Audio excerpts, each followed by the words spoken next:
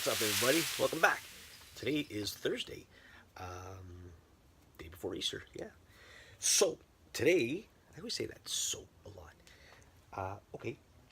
Today we're working on the dragon stick again.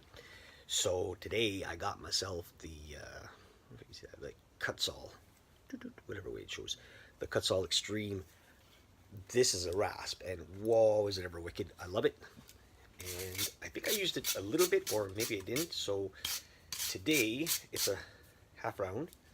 Today we're going to be using it to shape out the stick. Now, easy to clean. You just saw I just used a wire brush. And voila. So, just a little show of where I'm at. Is I got it roughed out pretty good. Old jaw horse. I got it roughed out pretty good there, and now I'm just trying to get it so it's just a little bit smaller, but I want it rounder. So all I'm gonna do is use the rasp, and I'll use it with you guys here. And this guy takes off a lot, not a lot of wood, but it'll keep it round. It'll get off all the bumps. Maybe I should put it in the jaw horse. Make it easier. There we go. And I'll bring the camera down a bit. There we go. All I'm going to do is run it like a normal rasp.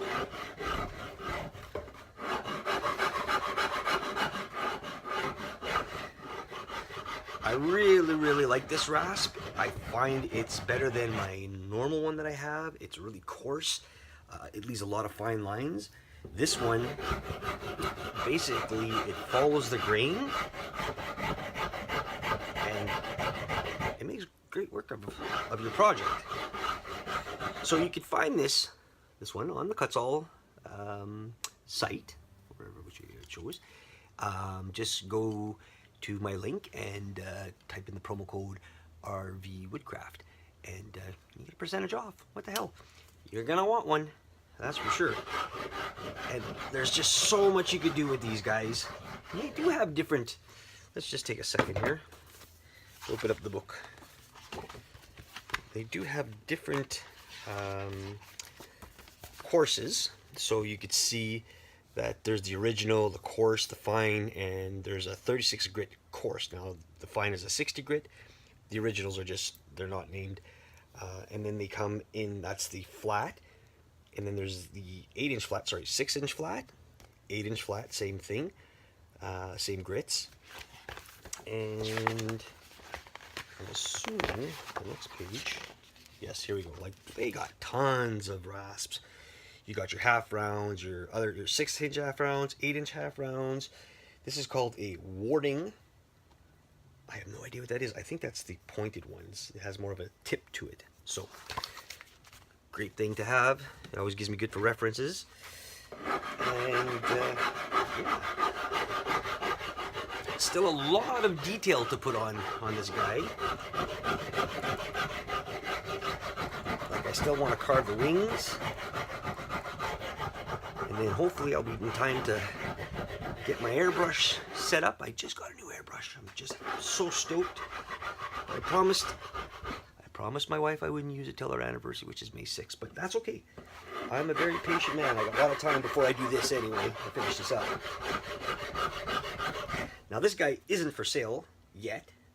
I haven't had a buyer. I just like to make a bunch of sticks, and maybe one day I'll have that.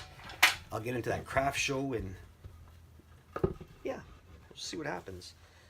I mean, right now, my goal is to make enough of them so that I can have something to show when I do go for my craft sales. But then again, if somebody's interested and they want it, you can always be talked to PM me or get my information. It's on this on the site for richard.vorio@gmail.com. And maybe we can make you a stick or something, a walking stick. Not your everyday branches you just take out of off a tree or you find on the ground. I like things to be different. I do have the snake walking sticks and motorcycle, or if you have an idea that you would like, You know, you can always hit me up and we can talk and I'll tell you if I can make it. I guess anything can really be created. It all depends on the artist. I mean, nothing could be exact as what's on paper or whatever you're getting it from a reference. There's some pretty amazing artists out there that can do that. That's definitely a for sure. I'm just a guy who likes to work with the wood. Just kind of shake this out. And then we're going to go through grits of sandpaper to get this really nice and smooth. That'll be the next step. I'm just playing around with this right now because I got time. And I don't know, it's just, I enjoy doing this after work. Okay, so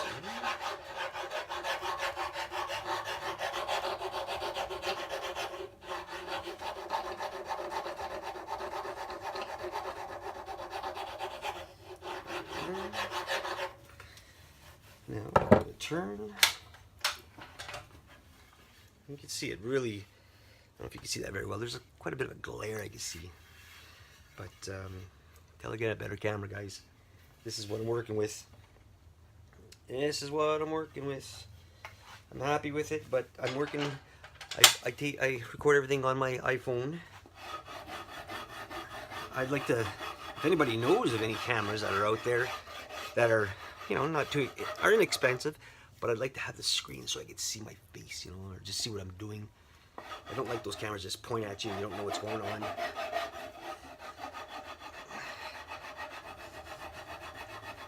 So, yeah.